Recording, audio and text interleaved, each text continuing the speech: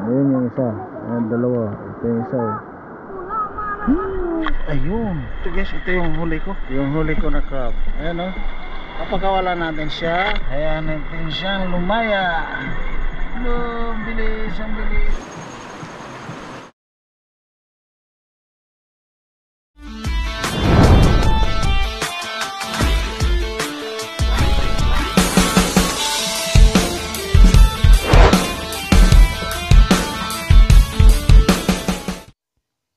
Shoutout guys. Tuloy tayo sa ating vacation vlog. Nandito tayo sa isang lugar sa Leyte, sa probinsya ko. Dito po sa Haro, Leyte. Bisitahin mo natin yung pinaka mahaba at saka parang ito yung pinakamataas na nakita kong hanging bridge dito. Nakakadaan lang po ay tao at saka motorsiklo, single. Hindi po pwedeng sasakyan. So tara, puntahan natin.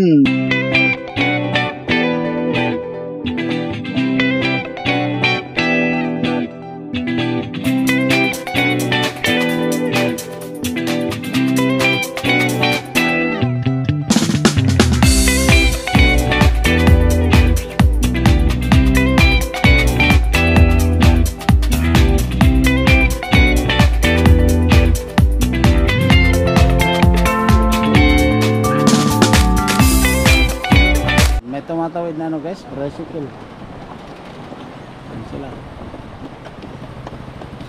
Diretso. Ayan, tumatawid po ng motor, single pala motor, hindi tricycle. Pero bagamat medyo umulan kanina na may kalakasan pero saglit lang. Lumabo yung tubig pero hindi alintana yung pagiging malabo ng tubig. Ayan. Dami pa rin nagpipiknik at mga naglalaba. Pero napakagandang tanawin dito guys. Nakaka-amaze talaga. Super.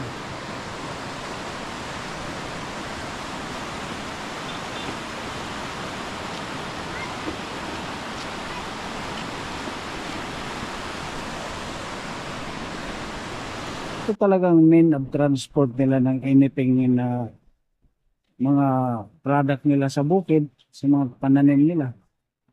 Dito nila idinadaan Kung wala siguro ito, palagay ko mag-focus ng mahabang oras at saka sa isang araw lang para makatawid makapunta doon sa bayan. Pero para sa akin, guys, alam nyo, napakagandang dito, napakagandang lugar at saka napakasarap tumira dito. Gusto ko yung ganito forest na forest. So, tingnan mo yung mga ratan, ang dami.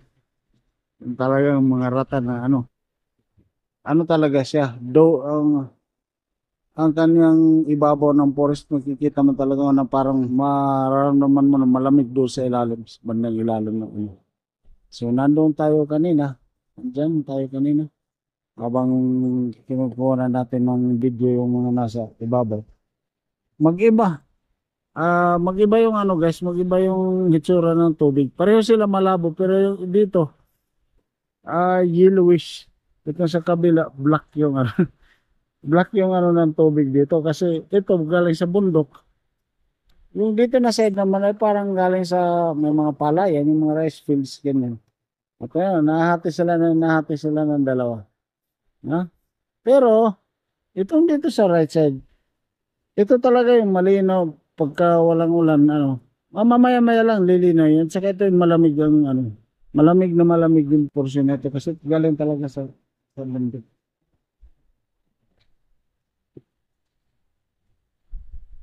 Ito kasing portion dito, may mga palayan, palagay ko sa unahan at saka maraming kabahayan.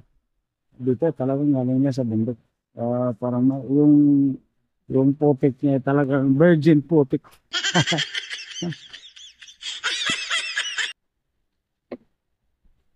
Ayan. Ito lang ang kumakapit dito. Ito ganito itong malaking na kable. Dito diyan lang kumakapit yung yung tulay. Tapos meron sa mga dito sa baba, meron sa mga bakal na naka-cross ngayon. Yun ang diyan yung pa-cross ng pag bago sinahigang. Matibay sa guys, matibay. Ang buhay natin ay nakalasalalay dito. at dito din sa kabila. No? Tawid tayo ulit. Kanina, lakas ng ulan kanina. Malapit lang, hindi naman sa kahabaan, mga nasa ano lang. Sabi ng mga locals dito, ang nasisira lang dito itong mga ano, mga kahoy na parang railing o parang ano ng release. Kaya may mga bagong ano na pinalit. Kaya ng ganito, parang marupok na. Malapit na rin yan sa ano, mabulok. Papalitan na naman.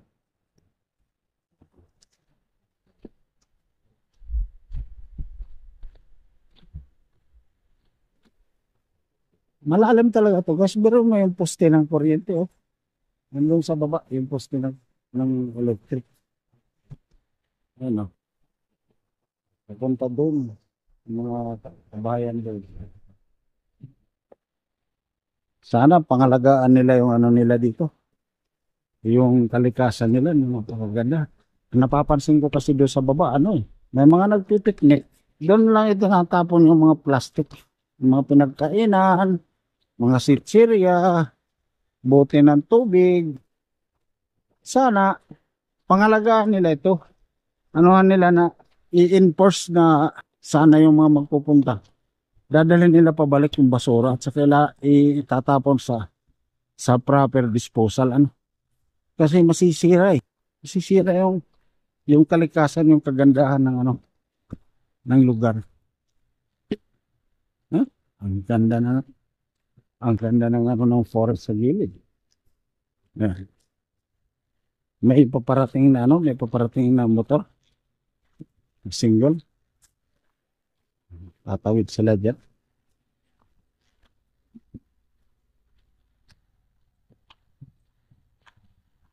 Tatawid sila. So, yun.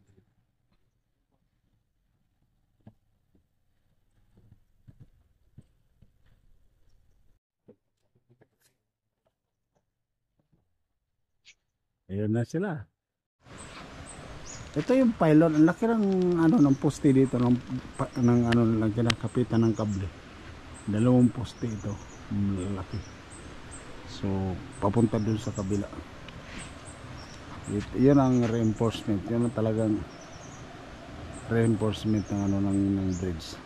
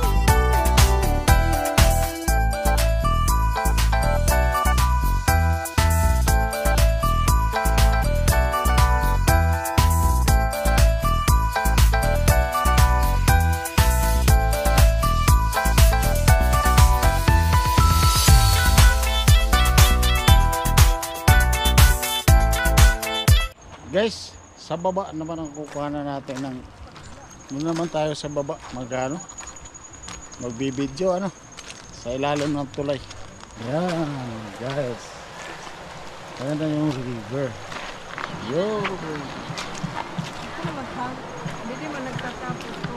yan yung sinasabi ko kanina, yan ang papakaabot yung tubig, yung galing doon at saka yung galing dito. Ayan yung bridge kung saan tayo kanina na doon sa taas. Meron mga suso din eh. Malubog lalo. Ayan, may mga nagpipiknik doon. Nagblablag din si Wonders of Ellie.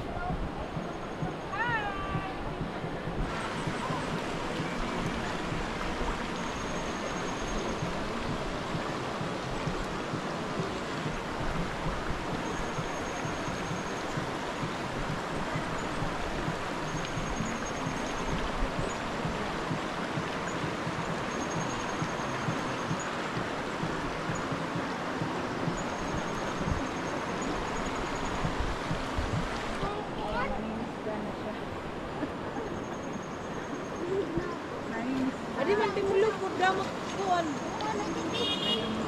Damot balian. Ayan o. Dati guys, yung bundok na nung maliit pa ako. Panhadlok ito. Oh, sabi ko, napakalayo ng ano ng bundok na. Ngayon nandito na kami sa likod, bandang likod. Alaw, durudag ko ay na din ay isda. Fingerlings na yun. Ayun oh, may tumatawid doon sa ano, may tumatawid sa taas.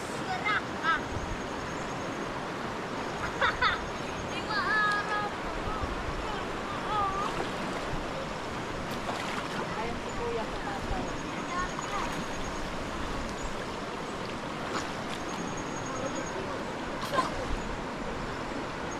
May hipon oh, may urang. Guys, meron siyang ano, merong hipon dito, ang liliit. Ayun, sumiksik doon sa bato.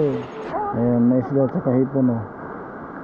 Ayun yung isa, ayun dalawa, ito yung isa oh. Ganito ang ginagawa ko noon guys, manghuli ng isda. Ayun. Ito guys yung huli ko na crab. Ayan o.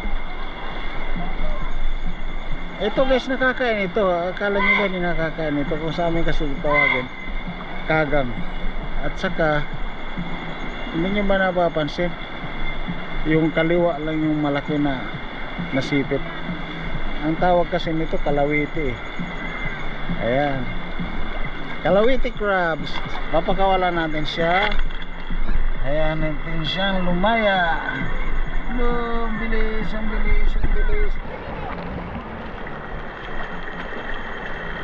Si Bonso namimiss niya yung paligo sa ano, sa river. May urang din eh. Damot urang. Harap mga bato. Wala rin. May mga isda oh. Oo, dapat ko na lang sa isda. May nakakaroon ng panisip. Wow.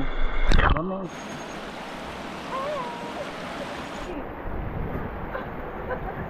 Ayaw, God. Ayaw. Ay, kakagat ka. Ayaw. My crab, guys.